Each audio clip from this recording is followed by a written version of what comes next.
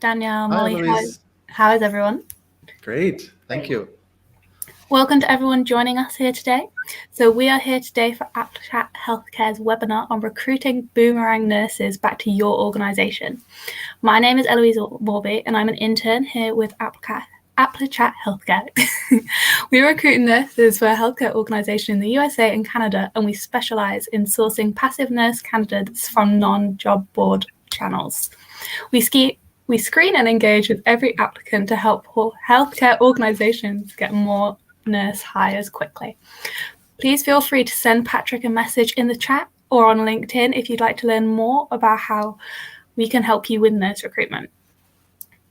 While we understand that getting more applicants for your healthcare organisation is important, we understand that we can only be one part of any healthcare organisation's recruitment strategy. So today we're going to discuss how to re-recruit nurses who have recently left your organisation and how they can be an effective component of your strategy.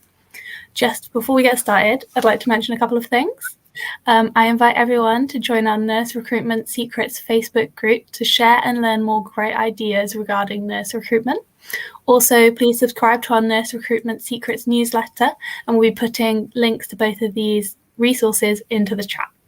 Also, make sure you post any of your questions in the chat during today's session. So I'd like to introduce today's speakers. So we have Patrick Teeley, who is the Chief Operating Officer at Applichat Healthcare. He has been with Applichat for over 2 years and has previously worked in a senior management in the Provincial Justice Department of Canada.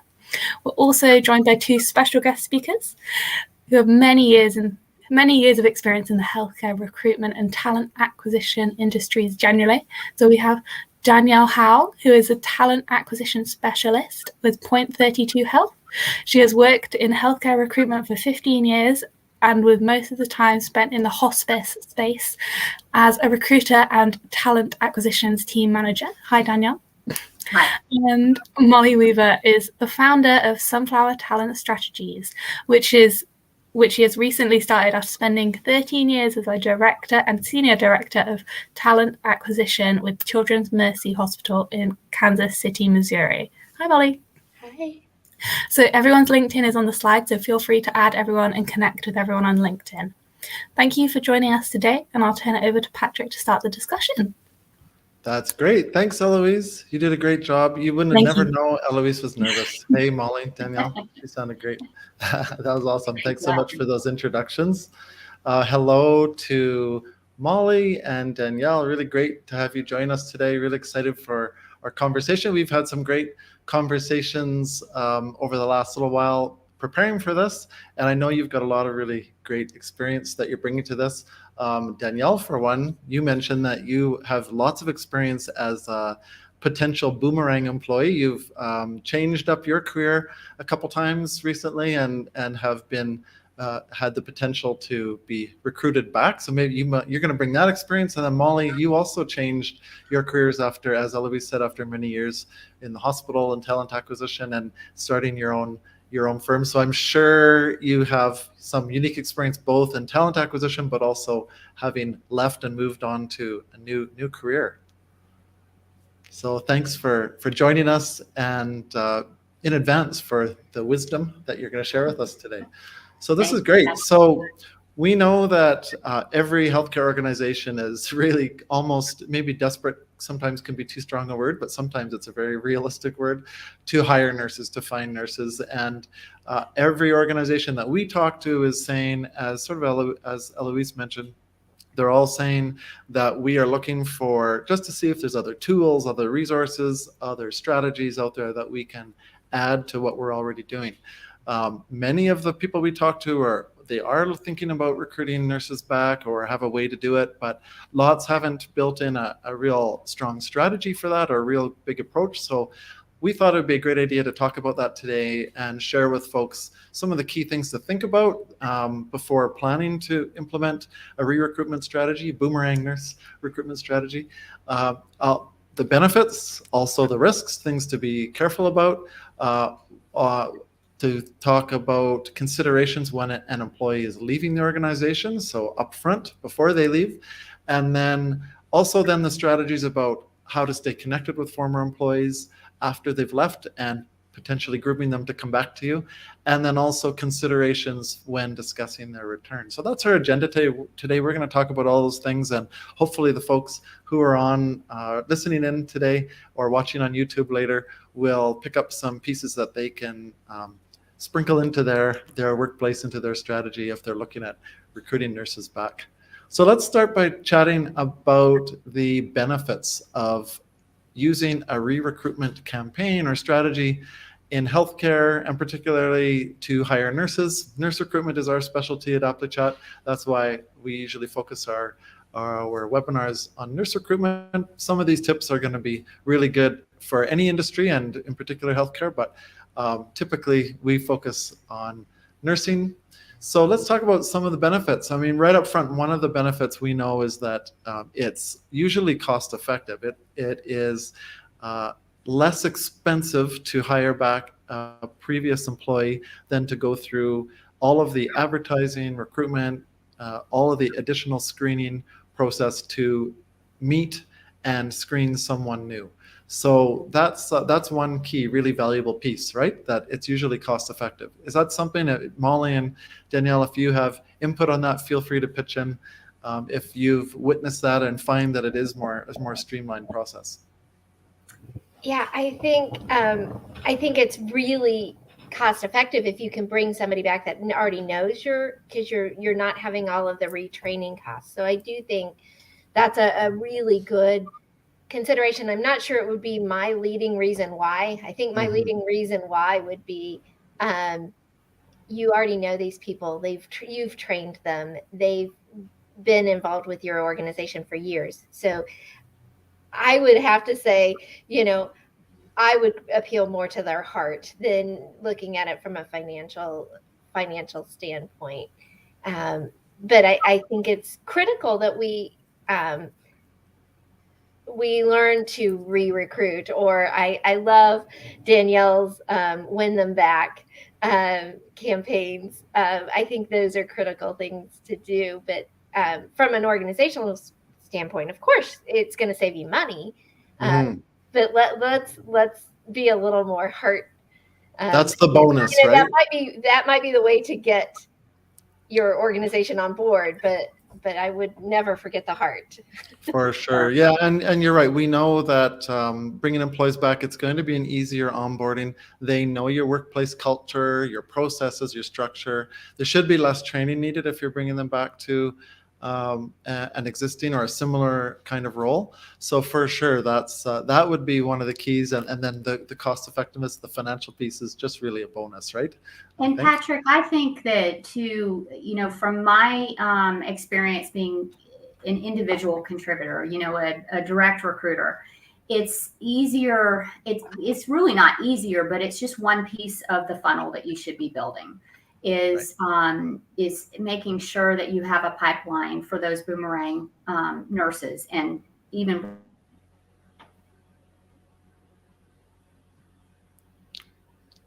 Oh, Patrick, did we lose Danielle? We might have lost Danielle. I was just going to ask if it was me. I can hear you, Molly. So let's carry on, and Danielle will be back. I'm sure Danielle will be back. Okay. Well, Molly, I was just going to say one other important thing about considering this is that studies show, and you posted one in your LinkedIn the other day, right. And everyone, again, feel free to follow Molly and Danielle on LinkedIn. They have lots of good resources that they share.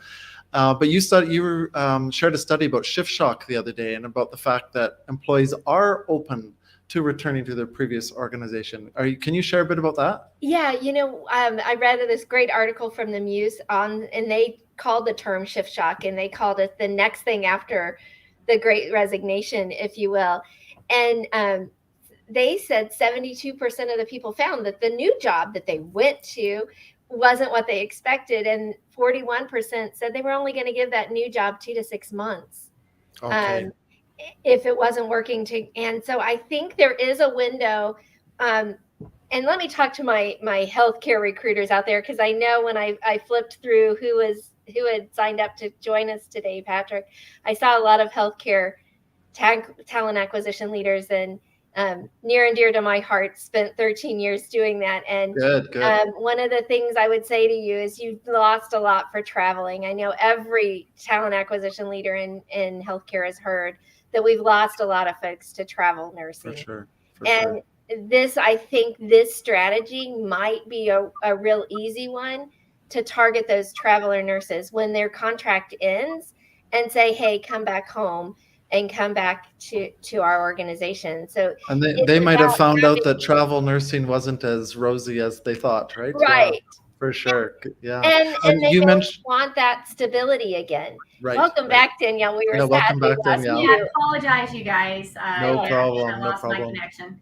That's okay. We're glad you're back. And Molly, you mentioned the window of opportunity, and we're going to talk about that in a few minutes when we talk about the considerations. I know Danielle has got some good thoughts about that as well. So we were just talking about shift shock, Danielle, and how employees are open to coming back. And she shared the study that she shared on her LinkedIn the other day. Another study I found showed that around 35% of employees said they would consider returning to the last employer as well, especially if they're offered better pay or a bit of a promotion. So definitely this is it's I don't know if low-hanging fruit again is the right term, but it's a good opportunity, right? So we have to be thinking of every opportunity to recruit nurses, and this definitely seems like a really good opportunity. I know, we've heard that nurses are more likely to answer the call from a recruiter at their past organization, or maybe a former coworker at their past organization as well, rather than just a recruiter from either a headhunter or from a new organization. Is that your experience, Danielle and Molly? Absolutely. I was talking about the fact that you want to build your funnel. And as a recruiter, and it's just one of the pieces is your Boomerang employees, and making sure that you have contact with your HR department, with your leadership team, and understanding who leaves the organization that we would want back, number one. And then setting up regular points of contact. I myself have made a lot of job changes, not a lot of job changes, I should say. I decided to go out and leave an organization I'd been with for a while this past year and do different contract jobs. So I've started many new opportunities in the last 12 months. And so I know what that feeling is to start a new job and have a little bit of hesitancy, maybe 30 days in or 45 days in, where you think, gosh, I left my comfort zone somewhere else. So I think it's definitely much easier to reach out to a former employee and engage with them and have a discussion, and they're very open to that. That's great. Especially when you've established that relationship with them. So another reason not to lose that or miss out that opportunity, right? If they're open to talking to you, wow, you don't want to miss that. That's great. Okay. We also, and it was touched on before, Molly, you mentioned it, onboarding is easier, but we also know that former employees, they've gone away, they've maybe learned some new skills, they've improved since they left. They're coming back to you with something additional, at the very least, maybe a broader perspective about workplace culture or maybe ways of doing things. They might have some new ideas. So that's a really valuable piece. Feel free to pitch in if you have experienced that or witnessed that and you're really I would like to recruiting. give you an example of how that can work for you. One of the things is I think that you have a lot of opportunity with Boomerang employees when you have some changes within your organization, and you may have leadership changes. And in one case, we had a market that had really a complete overhaul in local leadership. And we were able to engage our staff that had stayed with us through some of the trying times, and reaching out to some of the former staff members that left during that period of time, and what you might consider maybe a little bit of toxicity. And we ended up bringing back these folks that had left into those new leadership positions that were open and available at that time. And I think it was in this one particular market, I think we brought back 3 or 4 employees that ended up moving up to the next level of from an individual contributor into a leadership position. And it was truly, if we hadn't reached out to them after that change happened with the leadership team previous, they were open to it. They were engaged with our current staff. And then this was an opportunity for them to move up in their career. So we had a reason for them to come back. And it was extremely successful. Oh, great example. That's awesome. Good. Yeah. So again, another reason why it's such a great opportunity. That's great. I've also read that retention can be better with folks that have left your organization and then come back. Do you have any experience with that, either of you, finding that people are more likely to stay if they left once and then found out the grass isn't greener and they've come back to your organization? Either of you run into that? I don't have a particular stat to cite for that, but I have talked to people that left and came back, and they were like, I don't know why I left, and now I'm here forever. So more anecdotal things than anything statistically. Sure. Yeah. That's great. A couple other benefits. We also know that if employees leave and come back and say some of the things that you just said, Molly, I don't know why I left, this is a great place to work. That's a really good indicator to your other employees, isn't it? That, wow, this is a good place to work. Like, maybe I like it here, or I thought it was okay here, but that confirms for me that this is a good place to work. So it should help with retention and maybe also recruitment if they're telling their friends about working in the organization. And then, of course, the other thing, if an employee comes back, you find out more about why they left and what they wanted to see different. It's a good opportunity for the organization more broadly to think about changes that can be made, and that'll benefit both parties, both the nurse who's come back and the organization. Okay, that's great. Those are some really valuable, important reasons why we would want to consider focusing on former employees. So let's talk a little bit about the risks or things we should be careful about when thinking about looking at new employees. So a couple of quick ones. Are they the best person for the job, or are they just easy to hire for the job? That's something to think about when you're looking at them.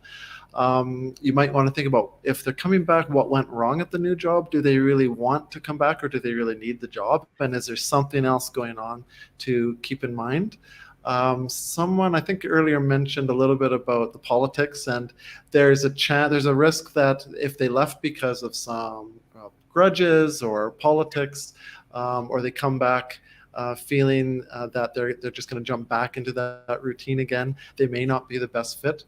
And also, it's important to discover and explore what's changed in your organization since they left. Are they a good fit for the current team, or not? Or maybe they should be considered for a different team as well.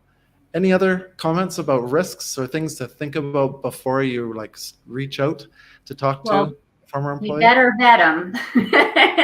And Molly talked about this last time. You darn sure better vet them with your leadership team and make sure they are somebody you want back. But you're going to do that. You're going to do that through HR. You're going to do that through your leadership team.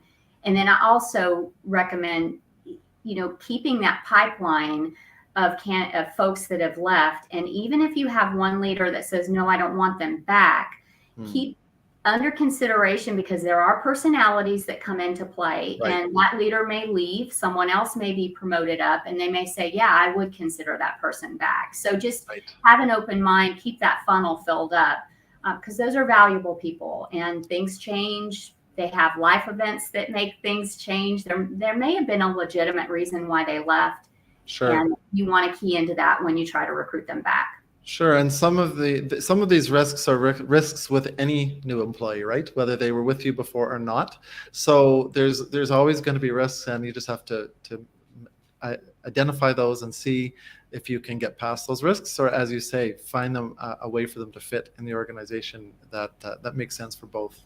Okay, great. Well, those are a few risks. Those are valuable to think about, but certainly we certainly spent more time on the benefits so far. Let's think about the process and things to think about when an employee is leaving the organization. One thing, and even from my own experience, you sure see a difference in personalities, as you say, Danielle, and leadership styles.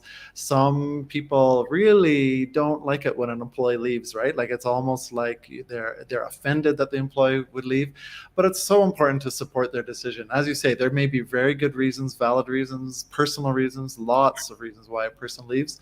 Let's support their decision, support their career growth, and not only that, but if you keep the relationship strong, they might be willing to come back to you down the road as well, right?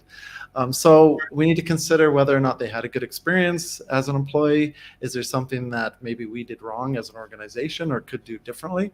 And we should think about that offboarding experience to get to this. So whatever process your organization has in place, and I know Danielle and Molly, when you spent most of your time in your careers on recruitment, you weren't so involved in the offboarding or exit interviews, but exit interviews are really critical. They give an opportunity to the organization both to find out what any issues were, to address them for your organization now, and fix this if there's something happening internally, but also a chance to reach out to those employees later if things change, just like Danielle, as you talked about. If there's a change, if there's a particular issue they identified and you know that it changes in 6 months, and that employee might be willing to come back if that change has been made. So exit interviews, you want to make sure your organization has a process to make them feel safe to be honest. It's a neutral party, HR, who's doing that exit interview. They understand that their responses are going to be shared in an aggregated format. They're not going to say, Molly said this about her supervisor. So they need to feel really safe about it, ask lots of questions in different ways, give them lots of opportunities to talk about their employee experience, why they're leaving. So we'll really open it up to give them opportunities and explore what they thought about the work environment, the culture, management, coworkers, pay, benefits, everything across the board to try and identify what issues were. And then finally, on that point that I'll make, and see if Danielle and Molly have anything to add to that, is that's a chance again to plant the seed for them to return. If your organization needs this person's skill set, then again, this is the opportunity to let them know that you would be open to considering them coming back in the future. So planting the seed, and maybe they'll know that they're going to be getting calls later, or they can reach out if they find out things aren't as good at their new organization. Anything to add, Molly or Danielle, about considerations when an employee leaves? Build the bridge to the recruiter, because a lot of times that information gets lost. So I might tell my leader that I would be ready to come back. I'm going to do travel nursing for 6 months or a year, but then I want to come back and start a family or whatever. If that information doesn't get to recruiter in that, or there isn't a systematic place to save that information, then that leader could leave and that information is lost. So some way, I call it a tickler file. We would regularly get emails from leaders saying, Susie just left. She thinks she wants to do travel nursing for, her contract will end in 6 months. Can we reach out to her then? And that's the cycle that you are in, the level of communication you need to build with your hiring managers. If there's a system way to do it, that would be great. But a way to just say, this is when we think this person may come back. So even if they leave because they have a childcare issue or they have an elderly parent or whatever the hundreds of reasons people leave, figuring out what trigger and setting some sort of tickler system to know when to reach out would be my biggest tip. Perfect. For when they leave, is that building that bridge between that information in the exit process and the recruiting.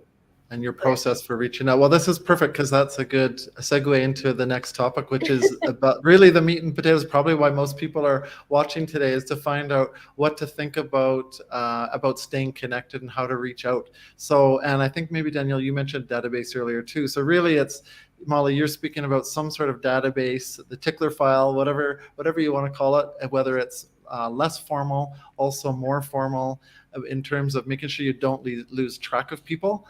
And you keep track of whatever topic issues that they are important to them that you can touch on, but also the scheduling, right, to reach out. Do you have anything else to say about the database, Molly or Danielle?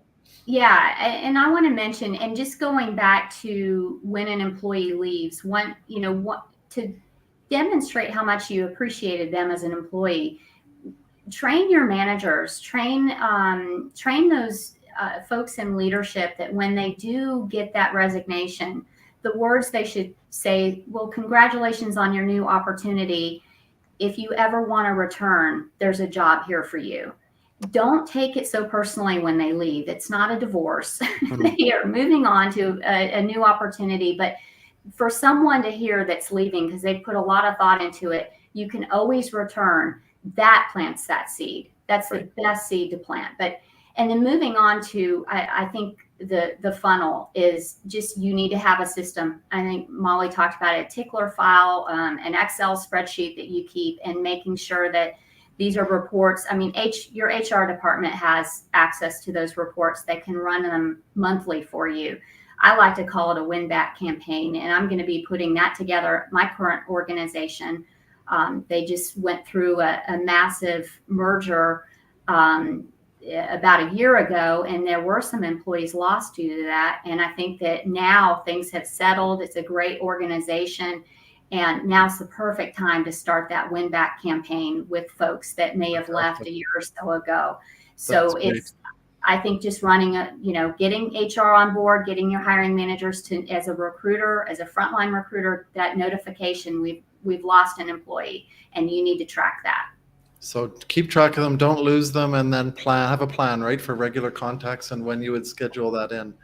But I think it's critical, if you haven't started, you can start at any time. You can run a report for everybody that's left within the last year, and have everybody scrub it and look at the reasons why they left.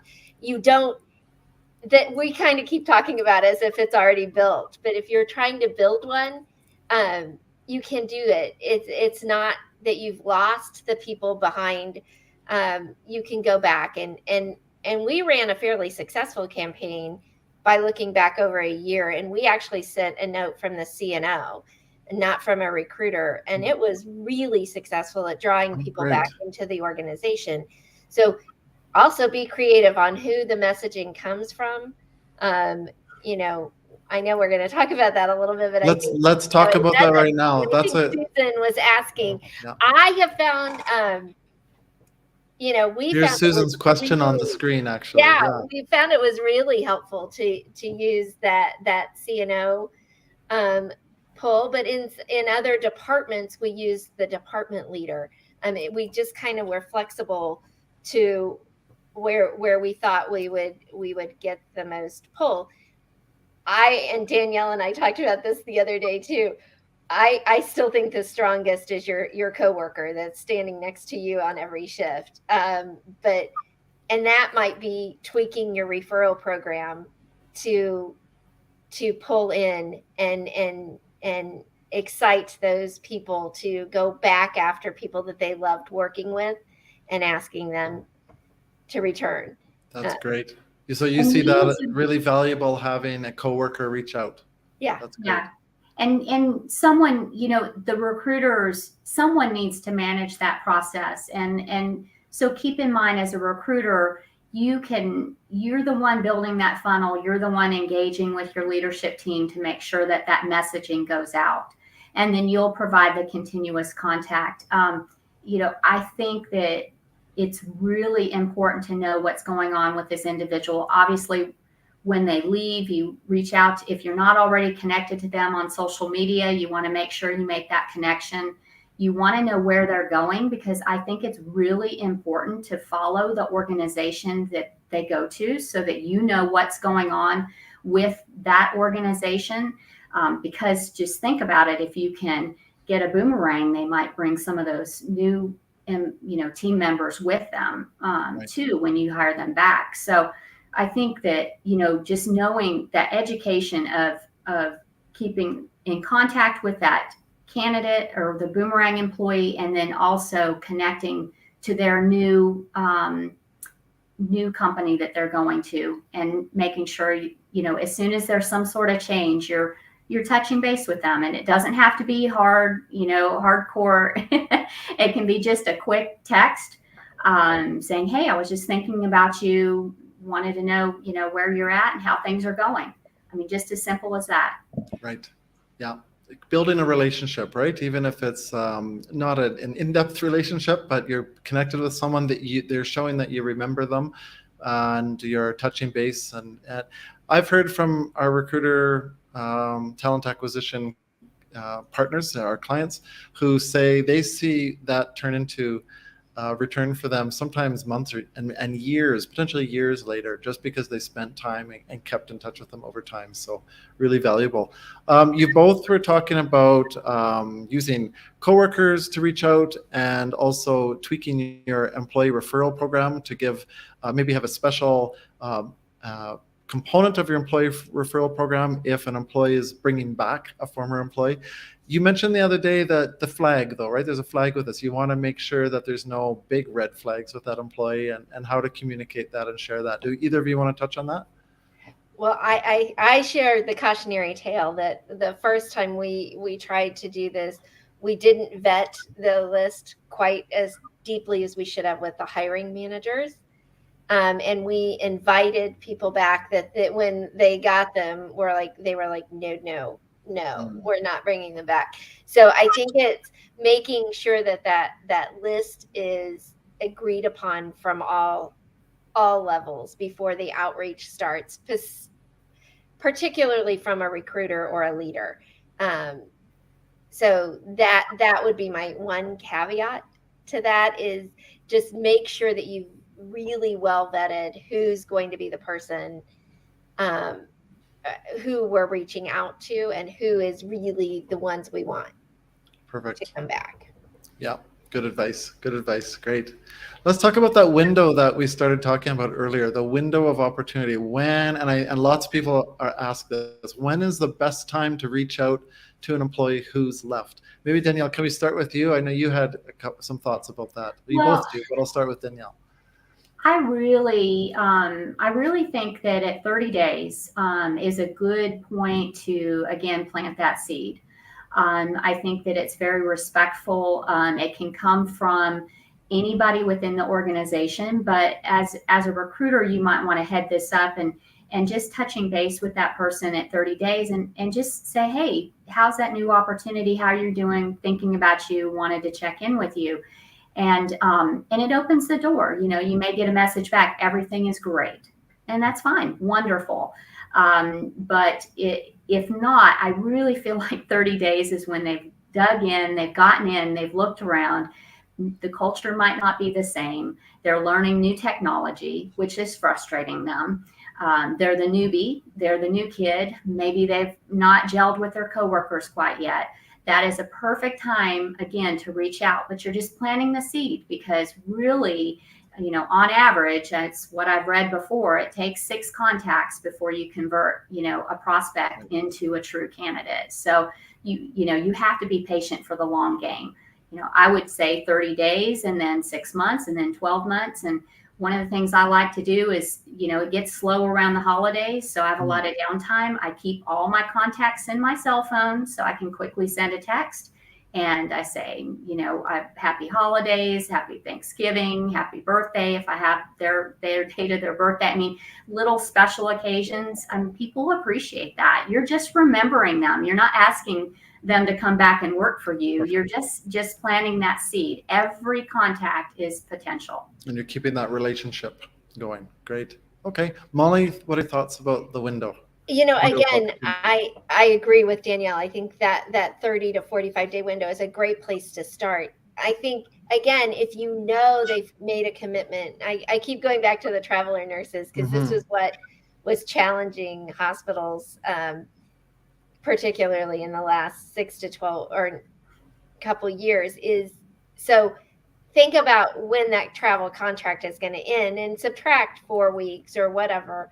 So they're not re-upping and going on to the next one, and say, time it then. So I think it's about figuring out for that person when the right time is. So, and again, it goes back to having those connections with the data, both on your exit interview side and with your hiring managers. So if I'm leaving because somebody in my family is sick, it might be a little longer period, and you might want to do a little bit of different verbiage in your check-ins and those kind of things. How are things going? Is everybody doing okay? Those kind of Personalize things, it. and Right. just be more caring than reaching out for that job.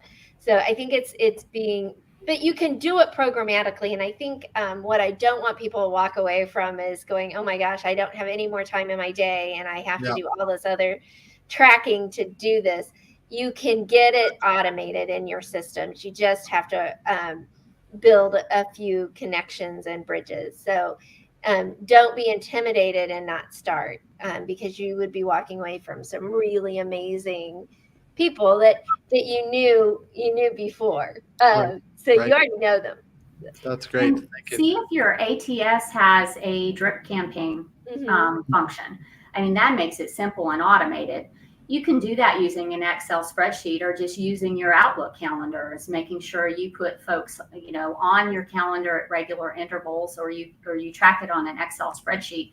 But boy, if you can automate it, if you have an ATS where you can automate it with a drip campaign, you have something like Seek Out that has wonderful drip campaign capabilities.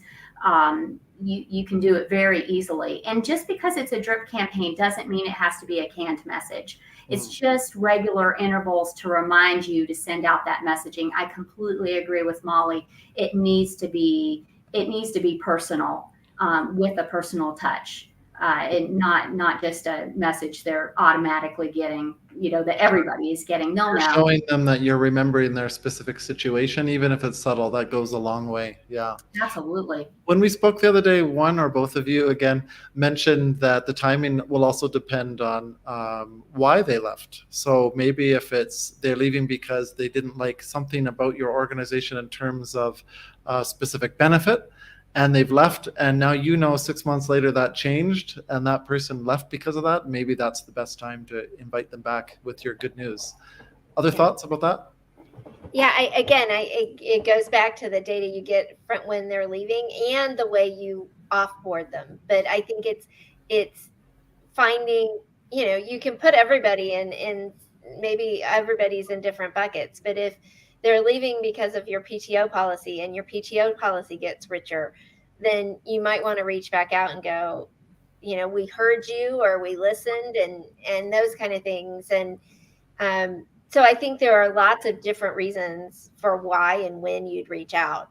But I think the first starting is that 30 to 45 day range. And then the second point I would say is if they are leaving for a set travel contract or something, Right. those would be the ones that I would point to. In what's going on in the marketplace, what's going on with the company where they went to, and what's going on with your organization. If your organization, like I mentioned before, has gone through a merger, now you're a year out into that, it's probably much better. If their organization has just announced an acquisition or something like that, it's prime time to contact them. Or if you have leadership changes. Leadership changes can be positive, they can be negative, but it's change, and it's a great time to reach out to somebody. Perfect. That's great. I did post on the window there, you'll see Susan's question, and this relates to the timing as well. So can you speak to the bridge of service practice in healthcare? Is 12 months standard? So if they return to your workplace within 12 months, you'll reinstate most of their benefits and years of service. Is there something that, from your experience, is there a standard time? Or would you say just in general, just being aware of what that bridge of service point is and build that into your strategy for reach out? So you want to make sure you're reaching out in advance. If it's 12 months, maybe it's at 10 months, and you get them back before they miss their window. Any comments about that? I will tell you my particular past organization, it was a year. But I don't know if that's standard throughout the industry. But yes, that would be another thing you would flow into that, into your plan, your particular plan for, as Danielle calls it, the win 'em back campaign. Right. Yeah, it's it's industry specific, and it's not 12 months everywhere. Sure. I've been with organizations where it's only been 30 days. I've been with organizations where it's 6 months. I was with an organization at one time had 5 years which was tremendous. Wow. You know, you could come back within a 5-year time period and you know, regain all of that equity that you had built up, and especially important in PTO. We all know, you know, that's when it really matters is getting that. So it's not standard, and I agree with what Molly said. You need to know when it is, and that's another good time to reach out to important somebody. to just be aware that that has to be part of your strategy, and to understand when that is, and not miss those windows. So there's another question here from Nursing Talent Advisor. Is there a time cap for Boomerang candidates? So similar to what we're talking about, there's maybe lots of reasons why there's a time cap. One of them might be when they can when the deadline is to reinstate their benefits. But I'm going to interpret this to be more general. Do you think, and we touched on this a little bit earlier, is there kind of a point where too much time has gone by? They're not interested in coming back. They've moved on. But when you say that you were with an organization that had left 5 years for them to reinstate their benefits, that seems to tell me that there's some potential there, even years out. What are your thoughts about that time frame, the outside time frame? I do think in nursing, a year is probably close for them to have retained like their practical knowledge, you know, and again, as we talked about earlier, shortening that onboarding time and getting them ready and practicing independently faster. I think the year is 6 months to a year is going to be that window. Although I don't think there is an outside limit.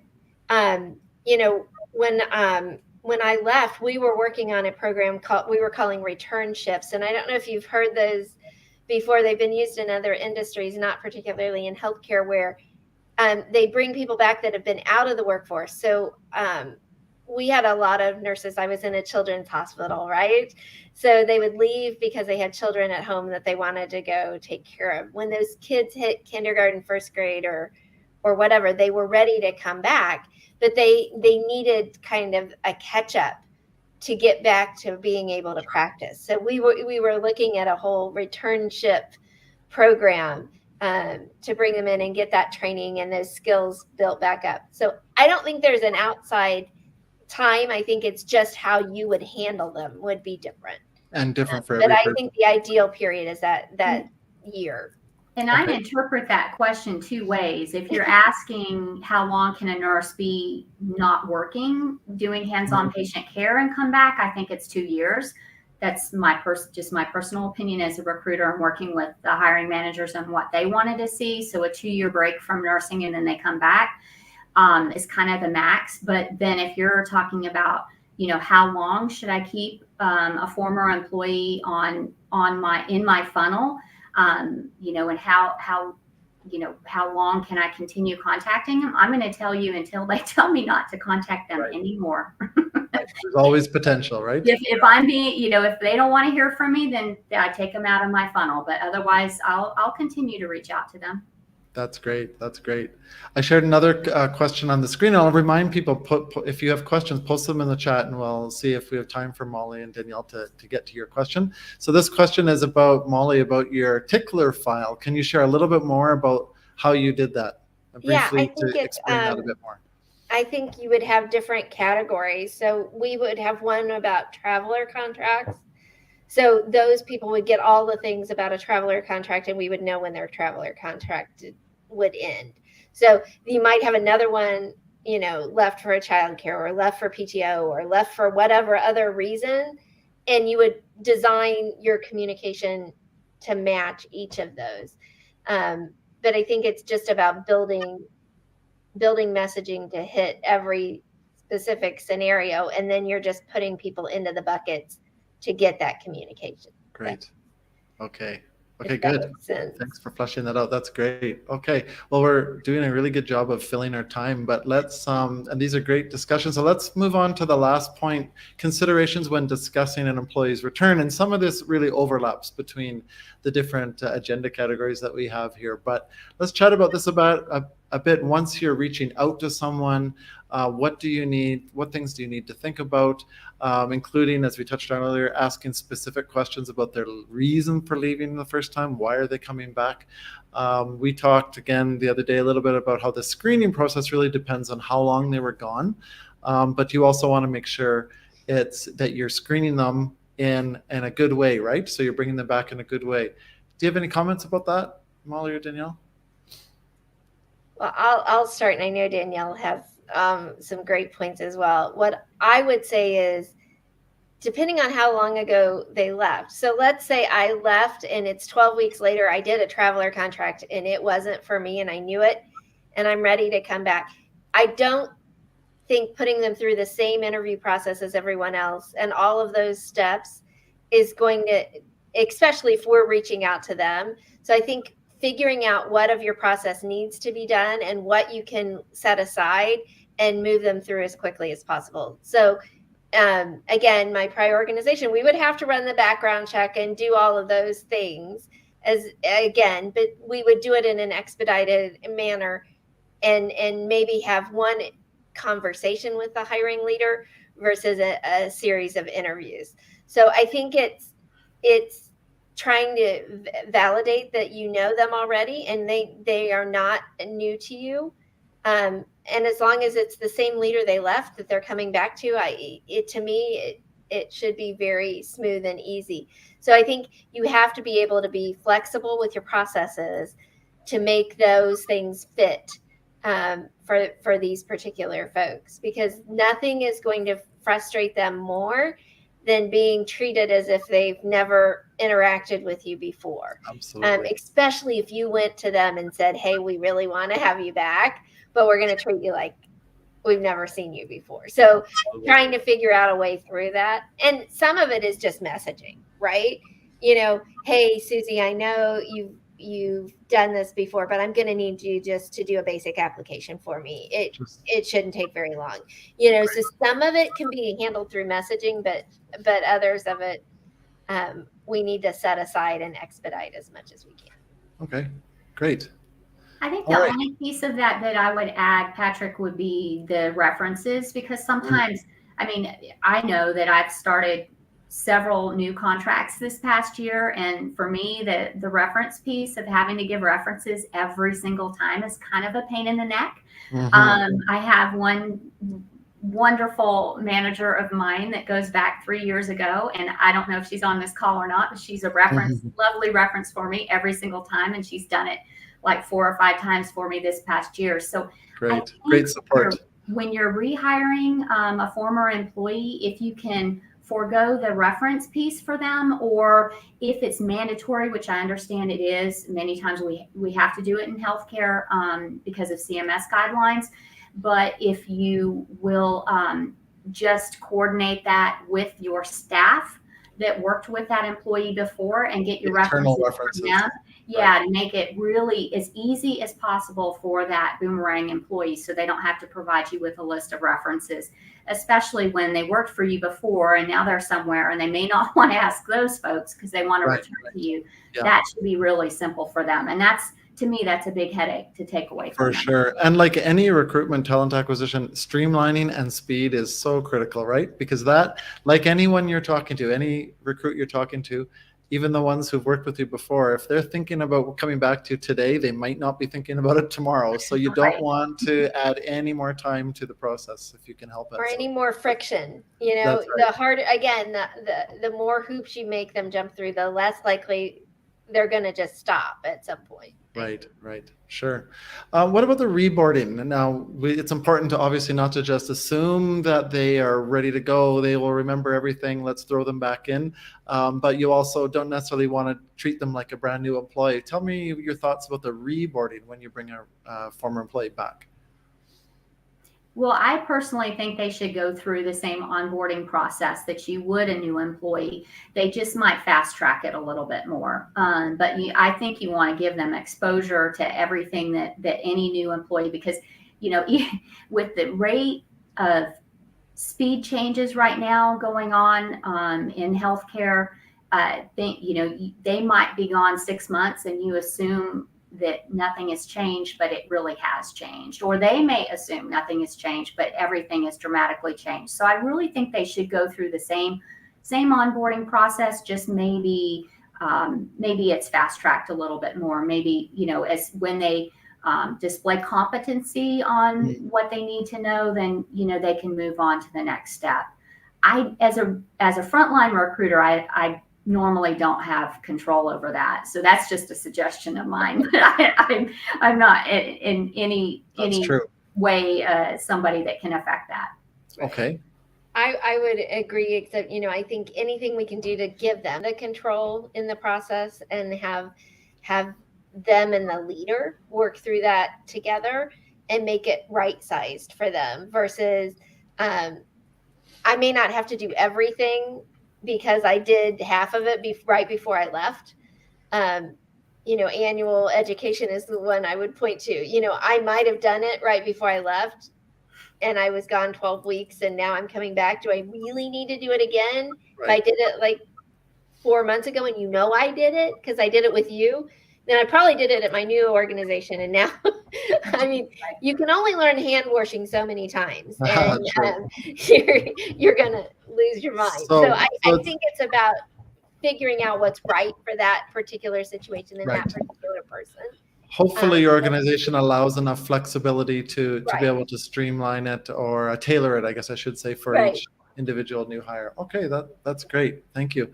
So there's another question in there about the tickler files. I'm actually going to put Molly and Danielle's LinkedIn back on the screen, so you can connect with them on LinkedIn, or you might have specific questions for them about this. Maybe you can follow up afterwards as well. But on that, I think we're going to stop today. Unless Danielle and Molly, I want to make sure there's not something that I've forgotten that you wanted to touch on, or if there's anything new you've thought of. I just wanted to add one thing, Patrick. I had bullet pointed what I wanted to discuss today. So if there's anybody out there that would like that just as a reminder, I'll be happy to send you a PDF, really just quick bullet points of any, just to kind of walk you through it. Oh, wonderful. Great. And this webinar is recorded, so everyone should get the link in the next few days afterwards. If you don't get it directly, reach out and let me know, and I can make sure you do get it. I want to share one more thing about one of our partners, Humber River Hospital in Toronto. They're friends of ours that we work with, Humber River Hospital, and their talent acquisition. They're recruiting for a director of talent acquisition. So if anyone's in Canada or wants to move to Canada, this is a great organization to work for. It was Canada's first fully digital hospital, just opened 5 years ago. A really fascinating place. So think about that as a place to work, or share as well if you know people who might be interested in it and are looking for work. So I wanted to share that. The link to this job ad is in the chat as well. And then the last thing I will say is to reach out to me if you have questions about Applichat Healthcare, how we work to source nurses. If you want to make sure you get invitations to future webinars, make sure we're connected on LinkedIn, or send me an email as well, and you can check our website as well. So please, some folks are asking for the Danielle, for your list. I'll keep track of the names, but again, if you can reach out to Danielle on LinkedIn, that might be your fastest way. Connect with me on LinkedIn. I'll send it to you that way. And again, your LinkedIn is no, I went too far, right here. Sorry. There's Danielle's and Molly's LinkedIn. So yeah, connect over there and let them know what you're interested in, and we'll connect you up. Okay, well, thanks so much, Molly and Danielle. This has been really great. Lots of really good tips and things to think about for folks who are either refining their re-recruitment strategy or looking to really build a new one. So really appreciate you sharing this, and hope we can have other conversations in future. This has been great. Yeah, no, thank you, Patrick. And I want to thank all of those talent acquisition leaders and recruiters in hospitals. I think they're doing amazing work during very challenging times. So absolutely. I always think it's important to say we see you, and you're doing amazing things. Thanks so much, Molly. Thank you, Danielle. Yeah. Well, thank you both so much. And thanks, Patrick, for inviting me. Appreciate it. Thank you. Have a great weekend. Thanks, everyone. Bye-bye. Bye-bye.